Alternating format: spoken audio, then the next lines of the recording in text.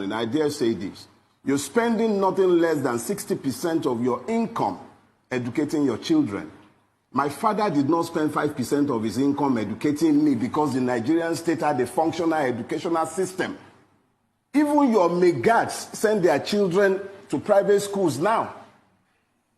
Nobody goes to the government hospitals anymore. Everybody. So when Abiola was talking, he was still talking within a system that had some measure of normalcy within which people could function as human beings. The average Nigerian has been dehumanized to the point where you can even begin to question his humanity. It is the abandonment of the people to their own fate and the erection of a system that exists solely for the protection of the powerful and the promotion of their interest. Who is looking for the poor man? And the poor man, having lost the capacity to think because he had been impoverished ab initio by the weaponization of ignorance. An ignorant man is doomed to poverty. When you have now gone to the point where the average man on the Nigerian street does not even know what he can do to drag himself out of the perpetual poverty into which he had been locked by the system, even when you try to do...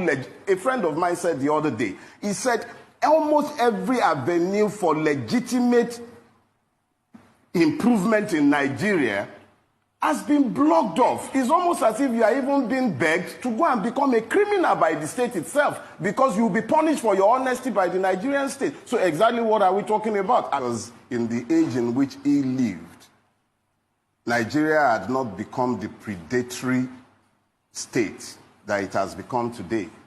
What you will find today is that the Nigerian state has deliberately weaponized poverty against its people. I use the word it because you really can't call Nigeria a motherland. If it were to be a mother, it would be a cannibalistic mother. And if it's a father, it's a most irresponsible father. You have 14 million children trampling the streets of Nigeria, most of them drug addicted. No future, nothing in front of them. Walking the street, that is the population of a lot of countries. What about your guards? What about all the people who walk around you? COVID is the leveler. Everybody will harvest this. But here is the point.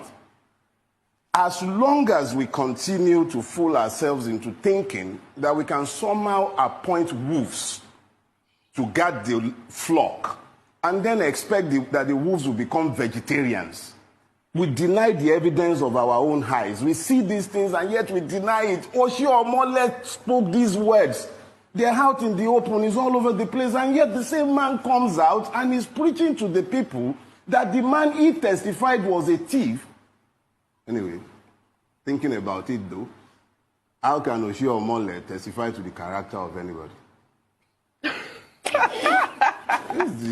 Okay. How does that change the price of pomo in the market or change the price of gari for the poor man on the street who is busy battling the problems of COVID-19, the irresponsibilities of government? It's just another distraction. Wake me up the day they formally charge Magu to court like he has been busy chasing small boys, small fries who have stolen 500,000, 200,000, 1 million naira, and the real thieves are around and he knows them. We all know them and nobody do anything about those ones. So if they have now woken up and they feel that it's time to distract the people and then be chasing Magu around to have some fun, it doesn't interest me. Frankly speaking, it's of no benefit to the Nigerian people. There is nothing there. It's just another distraction. They're having their family squabble. Nothing will happen to Magu. Absolutely nothing will happen to him. I can tell you ahead of time. So please, let's not fool ourselves. It's just a circus. Do not die in their war. It's their war. They have no interest in the people. The same... Look, let me put it this way. God forbid that we have to continue abiding with this set of rulers by 2023. But don't be surprised if you find that by 2023, these characters have decided that Nigeria is better ruled by a one-party system that would now encompass each and every one of them, because in reality, you do not have any sort of ideology separating anyone. This is yet another example of the fact that the Nigerian people do not matter in the calculation of the rulers of Nigeria. All that matters to them at any point in time, the only thing that is constant and never shifts, their own interests. Those interests have nothing to do with religion. They don't remember religion when they are identifying their interests. They don't remember tribes. The only people for whom they always emphasize these differences are the people themselves.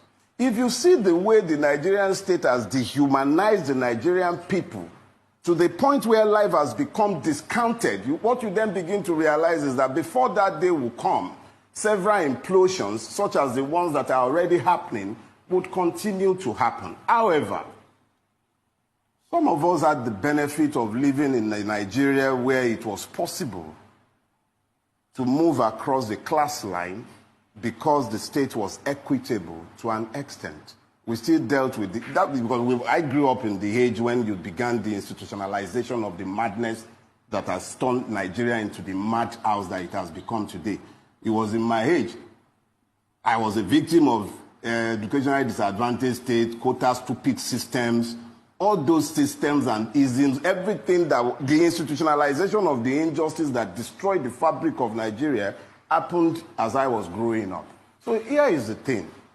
For Nigeria to ever retrace its steps, Nigerians hate hearing this, but it's inevitable.